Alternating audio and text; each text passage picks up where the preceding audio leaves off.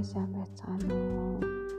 Өнөөдөр амьдралын цэцгийн эртний нууц 1-р Батгийн оддын театр хэсгээс уншиж сонирхуулъя. Энэ ардаа Леонардогийн дүрстэй оддын театр бидний хувьд хамгийн чухал зураг байх болно. Таны харж байгаа зүйл бол 2 хэмжээст хэдий ч түүнийг 3 хэмжээсээр төсөөлөх хэрэгтэй. Оддын театр яг энд үзүүлсэн байдлаар хүн бүрийн биеийг хүрээлж оршдог. Та өөрийн биеийг хүрээлсэн энэ театрыг олж харж чаддаг болтол бид маш их цаг зарцуулна. Биеийн гол хэсгээр амьдралын эрчмээр амьсгалдаг дээд доод 2 үзүүр нь 3 дахь 4 дахь хэмжээст холбогддог хоолой гүйс байгааг онцлон ажиглана. Та энэ хоолойгоор 4 дахь хэмжээсийн панаг шууд амьсгалж чадна. Хэрвээ энэ ойлголтын үндсэн зарчмуудыг амьдралдаа хэрэгжүүлж чадвал та амьсгалах ямар ч аргагүй хоосон үлэмжийн хоосон дотор амьд үлдэж чадна. Ричард Хоббт нэгдсэн үндэсний байгууллага болон НАСА-д харуулж чадсны адилаар өнөө үед энэ орны бид өөрсдөө шинээр шинжлэх ухааны аргаар дахин нээж байна. Энэ орон Леонардогийн зурган дээрх хүнийг тойрч хүрээлсэн. Яг энэ байдлаар гариг нар болон томоохон эрхсийн эргэн тойронд ч мөн оршдог. Энэ нь зарим гадаад гаригууд ямар аргаар устдалгүй оршин тогтнож чаддаг талаарх боломжийн тайлбар болж чадах юм. Яагаад гариг эрхэс нарнаас хүлээн авдаг эрчимнээс хавьгүй илүү маш их эрчмийг гадаргуугаасаа цацруулж байдаг. Тэгвэл тэр эрчим хаанаас үүсдэг вэ? Хэрвээ Леонардогийн тэг зургийн төвд энэ шинэ ойлголтоор хүний оронд гариг байсан бол хойд ба өмнөд туйдын цэгүүдээр асар их эрчим өөр хэмжээстээс ирж орох байсан.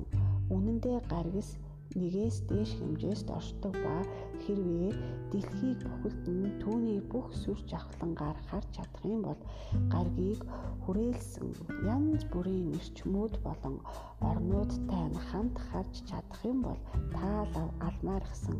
Дэлхийн ээж маань бидний энэ ягт төвшөнд ойлгож мэдэж байгаагаас илүү нарийн болоод нийлмэл тогтолцоо ажээ.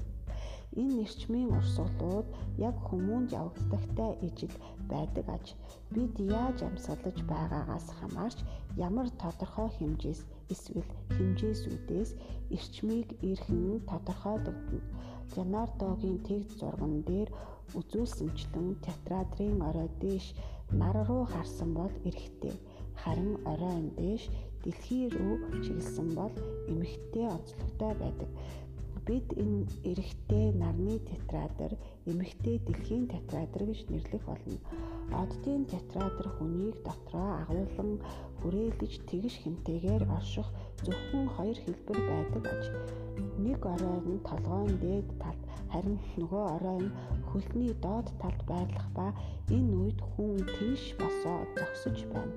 Ийхүү эрэгтэй хүний биеийг түүний хэлбэрээр тодорхойлж болно.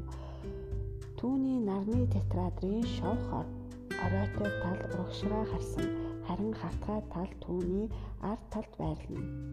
Дэлхийн театрын шавх тал ард тал, эсрэг талын хавтгай тал урагшгаа харжээ. Эмэгтэй хэлбэрээс эмэгтэй биеийг олж харъя. Түүний нарны театрын хавтгай тал урагшааг нөгөө шавх оройн тал хойшоогоо гарч түүний дэлхийн театрын шавх тал урагшаа эсрэг хавтгай тал түүний ард талд оршин байна. Бид 2-р номондоо Меркаба бясалгалын 14 амьсгалын тухай тайлбарлана. Эхлээд юуны өмнө таны өөрийн Меркаба гэглэн биеэ шаардлагатай хэмжээнд хүртэл идэвхжүүлэхэд бэлдэж санаж эхлэхэд танд туслахын тулд өөр зүйлүүдийг танилцуулъя.